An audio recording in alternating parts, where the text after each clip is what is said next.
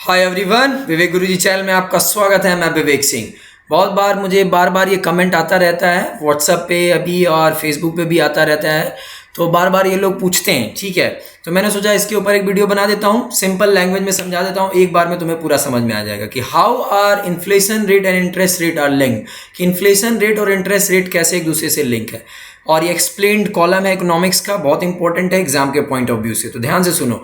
आपको ही पता है कि कोविड की वजह से जो दुनिया की इकॉनमी है वो डिस्टर्प्टेड है, मतलब इस समय खराब चल रही है। ठीक है, दुनिया का जो जीडीपी है वो क्या कर रही है, कॉन्ट्रैक्ट हो रही है, वो नीचे जा रही है, वो डी एक्सेलरेशन पोजीशन पे डी एक्सेलरेट करती जा रही है। ठीक है, जैसा कि रिजर्व बैंक ने अभी कहा है कि भारत की जो इकॉनमी है वो इस फाइनेंशियल ईयर में 10% तक कॉन्ट्रैक्ट कर सकती, हो सकता है नेगेटिव भी पहुंच जाए।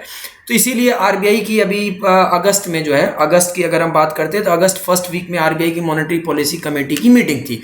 उस मीटिंग में उसने क्या किया, उसने रेपो रेट को बढ़ाए, मतलब उसको एज इट इज रखा। क्यों एज इट इज रखा? क्योंकि उसको सलाह दिया गया कि रेपो रेट को आप ज़्यादा कट ना करिए, क्योंकि इन्फ्लेशन रेट जो है, रिटेल इन्फ्लेशन रेट बढ़ रहा है। क्योंकि रिटेल इन्फ्लेशन रेट जो होता है वो आरबीआई का रेजिम होता है। आरबीआई जो है अपना सीपीआई इंडेक्स जो डिसाइड करती है 2 से 6% के बीच में करती है। 6% से ज़्यादा इसमें रिटेल इन्फ्लेशन चल रहा है, मतलब उसका जो अपना टारगेट है उससे भी ज़्यादा जा रहा है। तो इसलिए आरबीआई कंफर्ट जोन में नहीं है, इसलिए उसने अपना रेपो रेट जो है एज इट इज रखा। अब ध्यान से समझना कि how what is the link between growth, inflation and interest rate. जैसे कोई भी इकॉनमी है अगर वो ग्रो कर रही है तो इसका मतलब हुआ कि लोगों की इनकम भी ग्रो कर रही है। अच्छा, जब लोगों की इनकम ग्रो कर रही है तो इसका मतलब हुआ उनके पास पैसा है।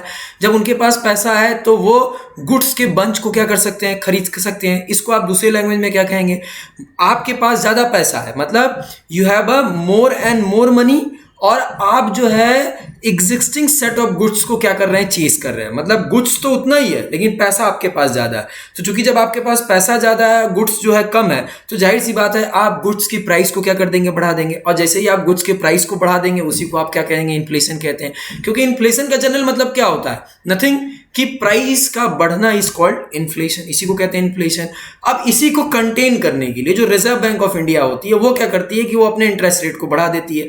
जब कभी भी इंटरेस्ट रेट को बढ़ा देगी तो लोग अपने पैसे को सेव करने लगेंगे। लोग अपने पैसे को क्यों सेव करेंगे?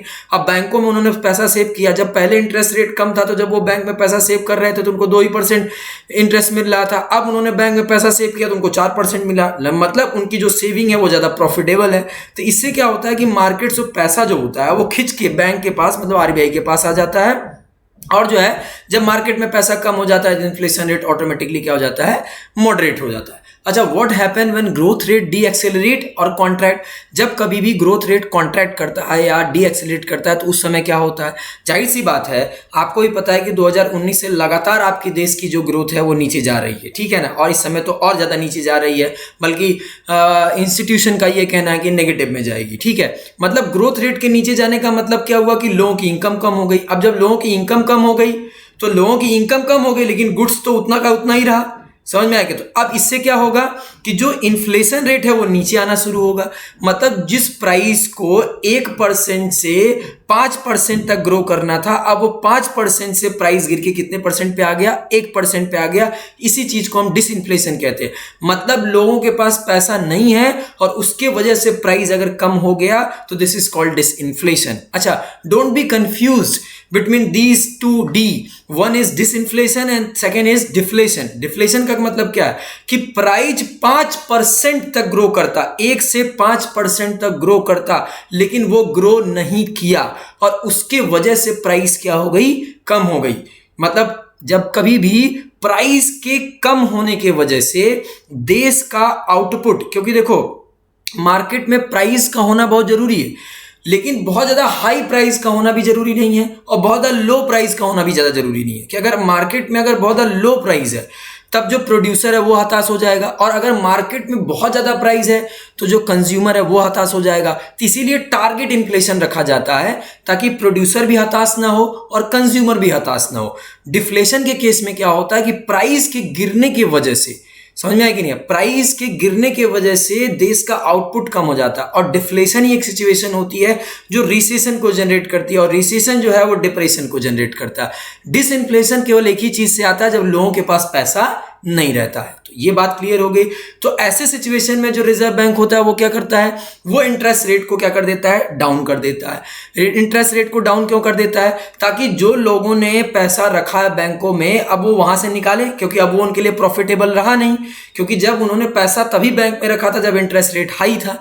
इंटरेस्ट रेट हाई होने की वजह से क्या था कि उनका जो सेविंग वाला पैसा था वो प्रॉफिटेबल था। अब यहाँ पे सेविंग वाला प्रॉफिटेबल है नहीं, तो वो पैसा निकालेंगे तो मार्केट में वो उसको क्या करेंगे, लगाएंगे, स्पेंड करेंगे तो इकोनॉमिक एक्टिविटी रन करेगी तो ग्रोथ आ जाएगा।